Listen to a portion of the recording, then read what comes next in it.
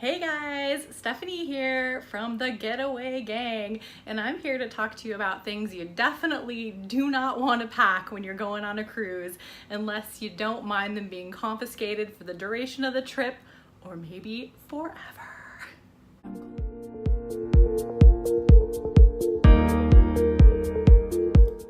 Don't forget to subscribe to our channel down below, and you can always connect with us at getawaygang.com. All right, so let's talk packing and what we cannot bring on a cruise ship. Some of these things may be a little bit surprising to you, so let's see what we've got. First off, this should surprise no one, but I'm gonna throw it out there. Y'all, you can't bring any weapons on a cruise ship. You can't bring any self-defense like devices on a cruise ship. Leave the nunchucks at home, Michelangelo, all right? And no restraints, no handcuffs, all right? All right, you guys knew that, right? Okay, so the first thing you wanna leave at home is anything that generates heat. So leave that hot plate at home, definitely leave those candles at home, leave that heating pad at home. For me, that's a real bummer because I always sleep with a heating pad at home, but can't do it on a ship. Now, if you're bringing something like a hair dryer or a curling iron, like personal grooming items, they'll let you bring that on, but when it comes to those other items or anything similar to that, that's a definite no-no.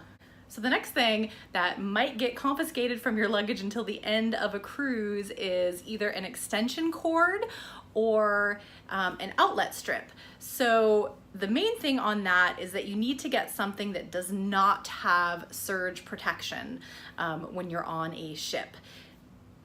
There's a little bit of a gray area here because some of the cruise lines are a little bit different and many of them are kind of inconsistent with how they enforce this. Some of them say no extension cords, and I know so many people who are still able to bring on extension cords. Some of them you can get it from the cruise ship itself while you're on the cruise, and some of them are totally fine with it or with the outlet strips. So just proceed with caution on that one. Check with individual cruise line, but make sure you get something without surge protection. That's the most important thing to keep in mind. So the next item, which is kind of a funny one because it's totally harmless and actually something that's beneficial to us, is water. So currently, the majority of the mainstream big cruise lines are not allowing you to bring on your own bottled water. You can check with the individual cruise lines on this because the rules are a little bit different, but they're locking it down because they want you to buy those bottles when you're on the cruise. But you know what? You can buy ahead of time on pretty much any cruise line, get like a case of water, have it brought to your stateroom, and you're set for the trip. It's so easy. We always do that. I know some cruise lines will let you still bring it on if you carry it on, but do you really want to carry a case of water? Because you get on that ship and you're going to the buffet, you're walking around, you're doing all these things. Do you really want to carry that around? I personally don't think it's worth it. You're on vacation. You shouldn't be lugging heavy items around.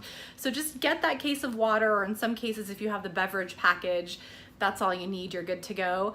But, proceed with caution. Keep an eye out for that and take it easy. Also, with water, you can bring a refillable water bottle. You can even get some of those nice ones that just like collapse totally flat for packing. Those are super, super handy. So you can just fill those up while you're on the cruise and you don't have to worry about it. That's a real economical way to go if that's kind of something that you would prefer to do. So water's one thing, right? But something that also has a ton of restrictions on it is alcohol. So you're not going to be bringing any beer or any hard liquor on pretty much any cruise line, but most of them will allow you to bring on wine or champagne. They will charge a corkage fee, so check that out with the individual cruise lines, but typically that's something that you can do. I think that's a good option for someone that doesn't maybe plan to drink that much and you don't want to have to pay for beverage packages or anything like that. You just maybe want a little bit of wine. Look into that. But again, if you're traveling quite a distance for your cruise, kind of packing heavy liquids is never fun. So kind of balance that out, especially with the corkage fee. Sometimes it's, you know, it's not totally worth it, worth the labor and worth the cost. What else won't they let you bring on a cruise ship? Well, this one is a little bit surprising to some people, and that is food. Well, not all food. So if you have food that is sealed up and packaged, you're good to go. They'll let you bring that on pretty much any cruise line. It's not going to be an issue unless you're bringing just mass quantities of food. But if you're bringing food that's open or not sealed up, that's going to be an issue. You know, when you're on a cruise ship, they just really take the utmost care in making sure that the food is up to standard. They don't want people getting sick, and cleanliness and sanitary reasons and all of that. So they do kind of lock down the food that you can bring on a cruise ship. So just keep that in mind. Make sure that any food that you're bringing is in sealed packages. Bring those potato chips, whatever you want, and then you'll be good to go. All right, so we hope that was helpful, gave you a few ideas for when you're packing. If you have any other questions, you can connect with us at getawaygang.com, and we would be happy to give you our thoughts and opinions and 2 cents and anything that we can help you with. Thanks so much.